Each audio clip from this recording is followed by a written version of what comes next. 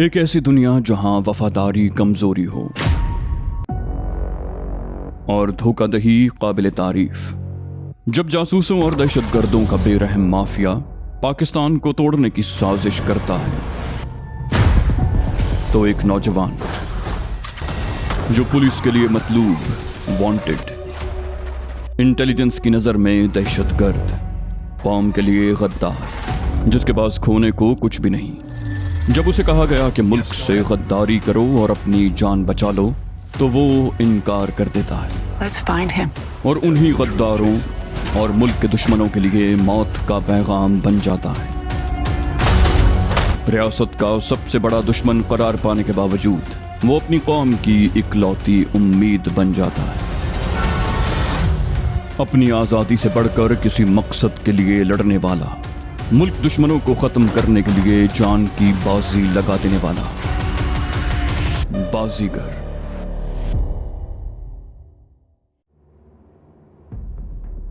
हम सीढ़ियां उतरकर नीचे पहुंचे तो अकबर को देखकर मेरा दिल मारे खुशी के बेकाबू हो गया। वो बेड पर लेटा सो रहा था।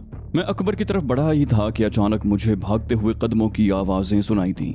मैं चौंक कर मुड़ा, मगर उस वक्त तक देर हो चुकी थी। वो आदमी जीने का दरवाजा खोलकर बाहर निकल रहा था। मैं तेजी से उसकी तरफ झपटा, मगर दरवाजा बंद हो चुका था। बाहर से उस आदमी के कहकहों की आवाज आ रही थी। फिर वो हंसते हंसते बोला, सेठ जफर के आदमी इतने अहमक नहीं हैं जितना तुम समझते हो। इस दफा तुम लोगों की लाशें भी यहाँ से बाहर न जा सकेंगी। 2 मिनट के बाद दरवाजे को हाथ भी मत लगा। दरवाजा स्टील का है और 2 मिनट के बाद मैं बिजली का स्विच ऑन कर दूंगा और दरवाजे में जबरदस्त करंट दौड़ने लगेगा और जो भी दरवाजे को छुएगा वहीं चिपक जाएगा। फिर वो कह लगाता हुआ वहां से चला गया। थोड़ी देर के बाद तैमूर ने जेब से इलेक्ट्रिक टेस्टर निकाल कर दरवाजे पर लगाया और बताया कि दरवाजे में वाकई जबरदस्त करंट दौड़ रहा है। कोई दरवाजे को हाथ न लगाए। मेरी मायूसी की इंतहा न थी। रह रह कर मुझे गुस्सा आ रहा था कि क्यों मैं इतनी आसानी से इनके कब्जे में आ गया। हमारी बातचीत की आवाज से अकबर भी बेदार हो गया था और आंखें फाड़ फाड़ कर मुझे देख रहा था। फिर वो लरसती हुई आवाज में बोला, आप आखिर यहाँ पहुंच ही गए। अब मेरी मुसीबत के दिन खत्म हो जाएंगे, वरना इन लोगों का इरादा मुझे रिहा करने का नहीं था। जफर ने कहा था कि जब तक कामरान ना आ जाए मैं तुम्हें नहीं छोड़ूंगा। हालांकि वो डैडी से रकम भी ले चुका है। आप मुझे छुड़ाने आए हैं? मैंने अफसुर्दगी से कहा, मैं तो खुद यहाँ फंस गया हूँ अकबर। जल्दबाजी में कई दफा मैं नुकसान उठा चुका हूँ। अचानक कमरे में एक नागवार सी बू फैल गई। फिर वो बू आहिस्ता आहिस्ता बढ़ने लगी। मेरा दम घुटा जा रहा था। मैं बमुश्किल तमाम अपने पैरों पर खड़ा था। फिर सबसे पहले नजीर चकरा कर गिरा और एक तरफ लुढ़क गया। मुझे पूरा कमरा घूमता महसूस हो रहा था। आहिस्ता आहिस्ता मेरा जहन तारीकी में डूबने लगा। फिर मुझे कुछ होश न रहा। दोबारा मुझे होश आया तो वही कमरा था, मगर हालात वो न रहे। मैं रस्सियों में बुरी तरह जकड़ा हुआ था और मुझे एक कुर्सी पर बिठाकर उसके पायों से बांध दिया गया था। मेरे सब साथी भी वहीं बंधे हुए थे। मेरे ऐन सामने जफर खड़ा था। उसके होंठों पर जहरीली मुस्कुराहट थी। उसे देखकर मेरी कनपटियां चटकने लगी। अगर मेरे हाथ पैर खुले होते तो मैं अंजाम की परवाह किए बगैर उसकी गर्दन मरोड़ देता। जफर ने जहरीले लहजे में कहा, अच्छा तो तुम हो कामरान। बहुत ऊंचा उड़ने वाले आखिर जमीन पे गिरते हैं। और तुम पंगा भी किससे ले रहे थे? मुझसे, जफर से, जिसके महज एक फोन पर तुम सलाखों के पीछे हो गए। वो नखवत आमेज लहजे में बोल रहा था। फिर बोला, तुम तो यूं भी वतन के गद्दार ठहराए जा चुके हो। तुम्हारी तलाश तो हुकूमत की बहुत सी एजेंसियों को है। मैं अभी एक फोन कर दूं तो फांसी का तख्ता तुम्हारा मुकद्दर होगा। दुनिया की कोई ताकत तुम्हें नहीं बचा सकेगी। फिर उसने जरा तवक्कुफ के बाद कहा, मगर मैं अपने मामलात खुद ही निपटाने का आदी हूँ। मैंने कभी कानून के कंधे पर रख कर बंदूक नहीं चलाई। मैं खुद तुम्हें ऐसी इबरतनाक सजा दूंगा कि तुम मौत की ख्वाहिश करोगे, मगर तुम्हें मरने नहीं दिया जाएगा। मैं तुम्हें इबरत का नमूना बना दूंगा ताकि आइंदा कोई तुम जैसा सरफिरा मेरे सामने सर उठाने की जुर्रत न करे। मैं तुम्हारे हाथ पांव तोड़कर सदर के फुटपाथ पर फेंकवा कर भीख मंगवाऊंगा और तुम्हारा ये खूबसूरत चौखटा इतना मस्ख कर दूंगा कि तुम्हारी माँ भी तुम्हें न पहचान सके। तुम्हारी जबान भी काट दी जाएगी ताकि तुम किसी को कुछ बताने के काबिल ही न रहो। मैं उसकी बकवास सुनता रहा और पेचोताब खाता रहा। वो जो कुछ कह रहा था उस पे अमल करने की सलाहियत भी रखता था।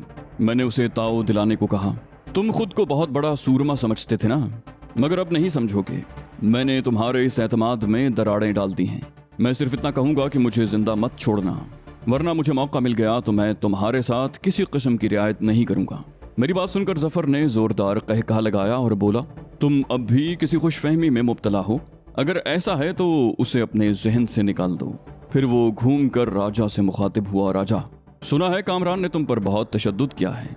राजा ने नफरत भरे लहजे में कहा, इससे तो मैं अपने एक एक जख्म का एक एक खराश का हिसाब लूंगा बॉस, और खान तो शायद इसे जान से ही मार दे। मैंने कहा, तुम ये बात कहते हुए अच्छे नहीं लगते राजा। जो आदमी तशद्दुद से मजबूर होकर अपनी जबान खोल दे, वो जफर जैसे आदमी के साथ कैसे चल रहा है। फिर मैंने खान को मुखातिब किया, और तुम्हारा मोर की तरह पला हुआ ये जिस्म सिर्फ नुमाइशी है। तुम्हें भी तो बहुत घमंड है अपनी कुव्वत का। मैंने बोलते बोलते रुक कर उसका जायजा लिया। मैंने उसके चेहरे पर गरम गरम चाय फेंकी थी, जिससे न सिर्फ उसका चेहरा बुरी तरह झुलस गया था बल्कि दाईं आंख भी मुतासिर हुई थी। मैंने तज़हीक आमेज लहजे में कहा, आज तक किसी ने इस अंदाज में तुम्हारी पिटाई नहीं की होगी। अब भी तुम्हें हसरत है तो मेरे हाथ पैर खोल दो, मैं तुम्हें फिर उसी तरह मारूंगा। खान और राजा का बस नहीं चल रहा था कि वो मुझे कच्चा चबा जाएं, मगर जफर की मौजूदगी के बायस वो खामोश थे। फिर खान तपे हुए लहजे में बोला, इसे खोल दें बॉस। आपने अभी कहा है कि आप इसके हाथ पैर तोड़ना चाहते हैं, मुझे हुक्म दें, मैं तोड़ता हूँ इसके हाथ पैर। जफर बोला, जरा सब्र से काम लो खान, पहले मैं इससे ये तो मालूम कर लूं कि वडेरे अहमद बख्श की तिजोरी से जो करोड़ों की रकम इसने उड़ाई है वो कहाँ है। मैं लम्हे भर को सन्नाटे में रह गया, गोया जफर हर बात से बाखबर था। मैंने अनजान बनकर पूछा, कौन वडेरा अहमद बख्श? जफर ने हिकारत आमेज लहजे में कहा, तुम अभी बच्चे हो कामरान, मैं तो ये भी जानता हूँ कि तुम्हें अहमद बख्श ही के आदमियों ने कैद से रिहाई दिलाई थी, वरना अब तक तो तुम फांसी के तख्ते पर चढ़ चुके होते। तुम मुझे से कह रहे हो कि कौन वडेरा अहमद बख्श? एक बात और सुन लो, तुम जिस तंजीम से ताल्लुक रखते थे उसके बड़ों ने मुझसे भी दरखास्त की थी कि मैं तुम्हारा सुराग लगाऊं और ठिकाने लगा दूं, जिसके बदले में उनसे भी मुझे खती रकम मिलेगी। मगर उस वक्त रकम से ज्यादा अहम मेरे वो बेहतरीन आदमी हैं जो तुम्हारे हाथों जाया हो चुके हैं। इसलिए मैं तुम्हें जान से नहीं मारूंगा बल्कि अपाहिज करके किसी फुटपाथ पर फेंक दूंगा, मगर पहले तुमसे वो रकम जरूर हासिल करूंगा जो तुमने वडेरे की तिजोरी से हासिल की है। मैंने हंसकर कहा, वो रकम तो कब की ठिकाने लग चुकी। अगर मेरे पास इतना पैसा होता तो मैं तुमसे महज चंद लाख के लिए टक्कर मोल लेता। जफर मेरी बातों में आने वाला नहीं था। बोला, ठिकाने कैसे लगा सकते हो तुम? जुआ तुम खेलते नहीं, रेस से तुम्हें कोई दिलचस्पी नहीं, लड़कियों से तुम दूर भागते हो।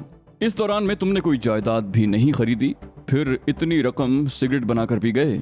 मैंने कहा, तुम इतना कुछ जानते हो तो ये भी जानते होगे कि मैं तन्हा नहीं था, मेरे साथ तंजीम की एक लड़की ग्लोरिया भी थी। सारी रकम वही ले उड़ी, मेरे हिस्से में तो कुछ भी नहीं आया। जफर का लहजा एकदम बदल गया। बोला, मैं बकवास सुनने का आदी नहीं हूँ। वो लड़की अब भी तुम्हारे साथ है और तुम कह रहे हो कि वो रकम ले उड़ी।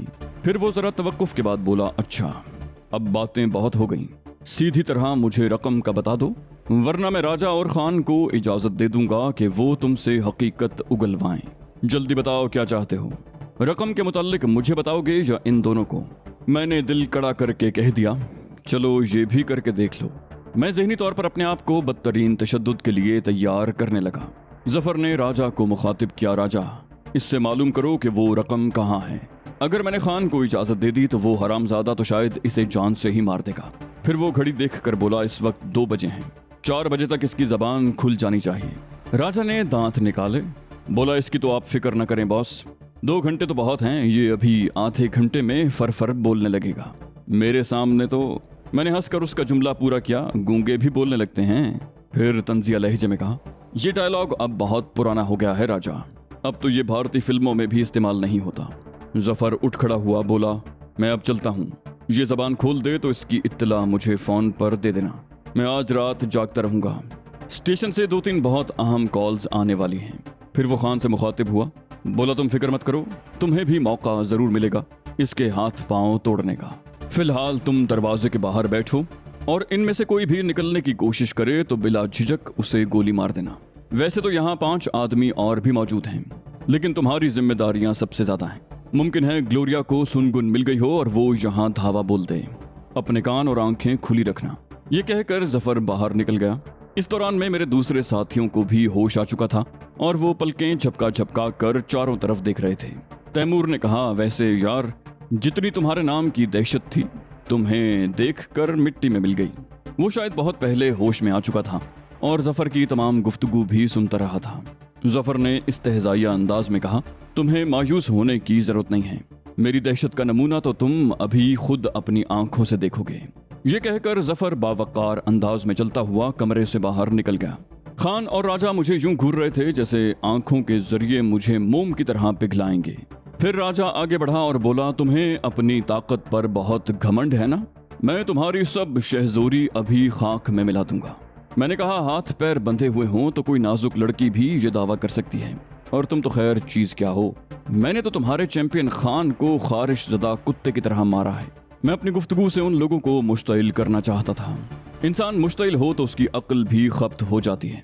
मेरी तवक्को के ऐन मुताबिक राजा की अक्ल भी खप्त हो गई। उसने चीख कर अपने साथियों से कहा, खोल दो इसे, मैं भी देखूं ये कितने पानी में है। उसका साथी बोला, जफर साहब ने कहा था कि राजा ने अपने एक साथी की बात काट दी। बोला, मैं जानता हूं जफर साहब ने क्या कहा है। तुम क्या समझते हो ये अपने कदमों पर खड़ा रहने के काबिल होगा? क्या तुम लोग मुझे नहीं जानते? खोल दो इसे और तुम लोग सिर्फ तमाशा देखो। एक आदमी आगे बढ़कर मेरी बंदिशें खोलने लगा। मेरे हाथ पांव आजाद हुए तो लगा जैसे मुझे नई जिंदगी मिल गई हो, वरना मैं तो ज़हनी तौर पर अपाहिज होने को भी तैयार था। जफर जो कुछ कहता था वो करता जरूर था। हाथ पांव खुलते ही मैंने गैर महसूस अंदाज में अपना बगली होल्स्टर टटोला, मगर वो लोग पहले ही अच्छी तरह तलाशी ले चुके थे। तलाशी लेने के बाद ही मुझे बांधा गया था। मैंने चंद हल्की हल्की एक्सरसाइजेस की, मगर मुझे अपने जिस्म में शिद्दत से तवानाई की कमी का एहसास हुआ। मेरा सर फोड़े की तरह दुख रहा था और सर में धमाके हो रहे थे। राजा के दूसरे साथी कमरे से बाहर निकल गए थे। शायद वो बॉस की हुक्मदूली से खौफजदा थे। बॉस ने मेरे हाथ पैर खोलने का हुक्म नहीं दिया था, मगर वो राजा का हुक्म मानने पर मजबूर थे। मुझे अंदाजा था कि राजा किसी गैंडे की तरह सख्त जान है। वो तहकीर आमेज अंदाज में मुझे यूं देख रहा था जैसे कोई बुजुर्ग किसी बच्चे को उसकी किसी खता पर सजा देने वाला हो। अचानक कमरे में जफर की करख्त आवाज गूंजी, राजा ये क्या हो रहा है? वो बोला, इसने मुझे चैलेंज किया है। राजा को जो जफर ने उसकी बात काट दी, अहमक हो तुम, मैंने तुमसे कहा था कि इससे रकम के बारे में मालूम करो, तुमने ये नया तमाशा शुरू कर दिया। खान में तो खैर अक्ल की कोई चीज नहीं है, मगर तुम तो अक्ल रखते हो। जफर का लहजा तल्ख था। राजा ने सर झुकाकर कहा, इसने इतनी बकवास की है बॉस, मुझे गुस्सा आ गया। जफर बोला, अच्छा जो हुआ सो हुआ, अब इसके हाथ पैर बांधो और इससे रकम के बारे में पूछो। मैंने तुम्हें 2 घंटे की मोहलत दी थी, उसमें से आधा घंटा गुजर चुका है। फिर वो दरवाजे की तरफ बढ़ते हुए बोला, मैं यहीं मौजूद हूँ, मगर इंटरकॉम पर मुझे डिस्टर्ब मत करना। 1.5 घंटे के बाद मुझे रिपोर्ट चाहिए। ये कहकर वो निकल गया। जफर के बाहर निकलते ही खान अंदर आ गया। उसके साथ 2 आदमी और थे। राजा समेत उन चारों ने मिलकर मुझे दोबारा कुर्सी से बांध दिया। मुझे बांधने के बाद वो तीनों फिर बाहर निकल गए। शायद जफर ने खान को राजा की मदद के लिए भेजा था। खान और उसके साथी होते तो मुमकिन है मैं राजा से भिड़ जाता, मगर ये मौका ही जाया हो गया था। मैंने देखा तैमूर, सिकंदर और नजीर के चेहरे बुझ कर रह गए हैं। शायद वो भी पुरुमीद हो गए थे कि मुमकिन है अब यहाँ से गुलू खलासी की कोई सूरत निकल आए। राजा आहिस्ता आहिस्ता मेरी तरफ बढ़ा और मेरे मुंह पर चटाख से थप्पड़ रसीद कर दिया। तौहीन के एहसास से मेरा पूरा जिस्म सुलगने लगा। मुझे यकीन था कि इस भरपूर थप्पड़ से मेरे चेहरे पर उसकी उंगलियों के निशान सब्त हो गए होंगे। राजा ने चिढ़ाने वाले अंदाज में कहा, यह इब्तिदाई थप्पड़ था। मैं अगर चाहूं तो थप्पड़ों से ही तुम्हारा चेहरा मस्ख कर सकता हूं, मगर मैं चाहता हूं कि तुम्हारा ये खूबसूरत चौखटा बिगड़ने न पाए। उम्मीद है तुम मेरी बात समझ गए होगे। उसने मेरी आंखों में झांकते हुए कहा, मुझे बता दो कि वो रकम कहाँ है। मैंने सुलगते हुए लहजे में कहा, कर चुके बकवास। अगर तुम बहरे नहीं हो तो एक दफा फिर अपनी बात दोहराए देता हूँ। वो रकम ग्लोरिया के कब्जे में है और ग्लोरिया कई हफ्ते से गायब है। राजा ने मायूसी से अपना सर हिलाया और बोला, इसका मतलब है कि तुम वाकई अपना चेहरा बिगड़वाना चाहते हो। मैंने कहा, मुझे जो कुछ कहना था कह चुका, अब तुम चेहरा बिगाड़ दो या मेरे टुकड़े कर दो, मैं तुम्हें कोई जवाब नहीं दूंगा। मेरी बात सुनकर राजा यूं मुस्कुराया जैसे किसी बच्चे ने कोई अहमकाना बात कर दी हो। फिर वो लहजा बदल कर बोला, अब मैं सिर्फ तुम्हें 2 मिनट दूंगा, उसके बाद जबान से मैं कुछ भी नहीं पूछूंगा। मैं जानता हूं तुम जैसे लोगों को कैसे दुरुस्त किया जाता है। ये कहकर वो अपनी घड़ी देखने लगा। कमरे में गंभीर खामोशी तारी थी। ऐसा लग रहा था जैसे वहां कोई जीरूह मौजूद ना हो। 2 मिनट गुजरने के बाद राजा ने बुलंद आवाज में अपने एक साथी को आवाज दी, जान मोहम्मद। वो शायद दरवाजे के पास ही मौजूद था। उसकी आवाज सुनते ही अंदर आ गया। उसने मेरी तरफ इशारा करके कहा, इसे उल्टा लटका दो। जॉन मोहम्मद ने फौरन ही कमरे के कोने में पड़ा हुआ मजबूत सा रस्सा उठाया और वहां रखी हुई मेज पर चढ़कर उसे छत के वस्त में लगे हुए हुक में डालने लगा। उस हुक में एक चरखी भी मौजूद थी। शायद ये इनका टॉर्चर सेल था। वहां अजियत रसानी के मुख्तलिफ आलात मौजूद थे। लकड़ी के तख्ते, लोहे की बाल्टियां, जंजीरें, चमड़े की चाबुक, मुख्तलिफ किस्म के छोटे बड़े डंडे और लोहे की ऐसी सलाखें जैसी उमूमन सीख कबाब वालों के पास होती हैं। पहले मैंने कमरे का इतनी तफसील से जायजा नहीं लिया था, ले भी नहीं सकता था, क्योंकि उन लोगों ने पहली दफा तो मेरा सर भी कुर्सी की पुश्त से इस अंदाज में बांधा था कि मैं उसे हरकत नहीं दे सकता था। इस मर्तबा वो मेरा सर बांधना भूल गए थे। वो कुर्सी भी मखसूस किस्म की थी। उसमें फौलादी चादरें इस्तेमाल की गई थी। उसके पायों और बाजुओं पर चमड़े के बेल्ट्स भी मौजूद थे, मगर शायद वो लोग मुझसे इतने खौफजदा थे कि उन्होंने बेल्ट्स को नाकाफी समझते हुए मुझे मजबूत रेशमी डोरी से जकड़ा था। मुझे उम्मीद थी कि जॉन मोहम्मद उल्टा लटकाने के लिए मुझे फिर खोलेगा और ये मौका मैं जाया नहीं करूंगा, मगर वो भी एक ही काइयां था। उसने रस्से को चरखी में डालने के बाद मुझे खोलने से पहले सिर्फ मेरे पांव खोले और छत में लगे हुए रस्से के एक सिरे से मजबूती के साथ बांध दिए। पांव बांधने के बाद उसने मुझे कुर्सी से आजाद किया और इंतहाई महारत और फुर्ती से रस्से का दूसरा सिरा खींच लिया। देखते ही देखते मैं चमगादड़ की तरह छत से उल्टा लटक गया। उल्टा लटकने से मेरे सर के जोड़ में टीसें सी उठने लगी। राजा ने एक मर्तबा फिर घड़ी देखी और खुद कलामी के अंदाज में बोला, सिर्फ 1.25 घंटा रह गया है बॉस को रिपोर्ट देने में। फिर वो मुझसे मुखातिब हुआ, देखो कामरान, अब भी वक्त है। ये 1.25 घंटा भी गुजर गया तो बॉस तुम्हें खान के हवाले कर देगा, और तुम जानते ही हो कि खान कितना जंगली है। तुम ये भी जानते हो कि बॉस को जिन लोगों से अपनी दी हुई रकम मौसूल नहीं होती वो उन्हें भी ठिकाने लगा देता है। ये रकम तो फिर किसी और की है, क्यों अपनी जान के दुश्मन हो रहे हो? वो रकम तुम्हारी जान से तो ज्यादा नहीं है। मैंने कोई जवाब ना दिया, बस उसकी आंखों में आंखें डाले उसे घूरता रहा। फिर उसने अचानक मेरे मुंह पर इतनी जोर से थप्पड़ मारा कि मैं पेंडुलम की तरह झूलता हुआ कमरे के दूसरे सिरे की तरफ चला गया। उस तरफ जॉन मोहम्मद मौजूद था। उसने भी थप्पड़ मारकर मुझे दोबारा राजा की तरफ रवाना कर दिया। 2-4 बार यही अमल दोहराने के बाद राजा ने मेरे शाने पकड़े और मुझे फिरकी की तरह घुमाने लगा। बल खाने से रस्से में तनाव पैदा हो गया। जब रस्से में मजीद घूमने की गुंजाइश न रही तो उसने अचानक मुझे छोड़ दिया। रस्से के बल तेजी से खुलने लगे और मैं लट्टू की तरह गर्दिश करने लगा। मेरा सर पहले ही चकरा रहा था। घूमने की वजह से सर के चक्करों में शिद्दत पैदा हो गई। मेरी तबीयत मालिश करने लगी और मतली किसी कैफियत पैदा हो गई। फिर अचानक मुझे उल्टी आ गई। ऐसा लग रहा था जैसे उल्टी के साथ मेरा मैदा और आंतें भी बाहर आ जाएंगी।